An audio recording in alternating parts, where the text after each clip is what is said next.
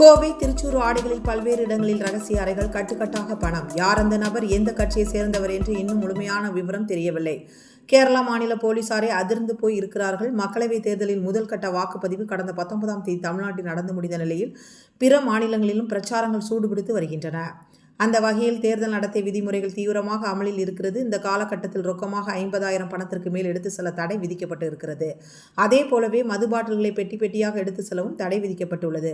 அதேபோல் தங்கத்தையும் மொத்தமாக எடுத்து செல்ல தடை அமலில் உள்ளது. பரிசு பொருட்கள், பண விநியோகத்தை தடுக்கவும் போலீசார் தீவிரமாக வேலை செய்து வருகிறார்கள். கேரளா மாநிலத்தில் வரும் 26ஆம் தேதி பொது தேர்தல் நடக்கப் போகிறது. எனவே தமிழக கேரளா எல்லையான வளையார் சோதனை சாவடியில் வாகன சோதனை நடைபெற்று வருகிறது. அந்த வகையில் கேரளா போலீசார் செக் போஸ்டுகளில் தீவிர சோதனையில் ஈடுபட்டு இருந்தபோது கோவையிலிருந்து திருச்சூருக்கு ஒரு தனியார் பஸ் சென்று கொண்டிருந்தது. அப்போது அந்த தனியார் பஸ்ஸை நிறுத்தி சோதனை செய்தனர். அதில் இருந்த பயணிகளிடமும் சோதனை மேற்கொள்ளப்பட்டது. அப்போது ஒரு நபரின் மீது அதிக சந்தேகம் கொண்ட போலீசார் அவரை முழுமையாக பரிசோதித்தனர். அதிலும் அவர் உடுத்தியிருந்த ஆடை வித்தியாசமாக இருந்தது. அந்த ஆடைகளில் பல்வேறு இடங்களில் நிறைய ரகசிய அறைகள் இருந்தன. அவை ஒவ்வொன்றிலும் கட்டுக்கட்டாக பணம் மறைத்து வைத்திருந்தது தெரிய வந்தது.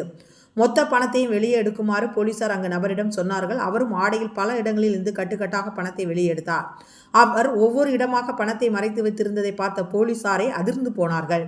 இந்த பணத்துக்கு முறையான ஆவணங்கள் எதுவுமே இல்லை. ரூபாய் 14,20,000 ஆடைக்குள் மறைத்து வைத்திருந்தது கண்டுபிடிக்கப்பட்டது.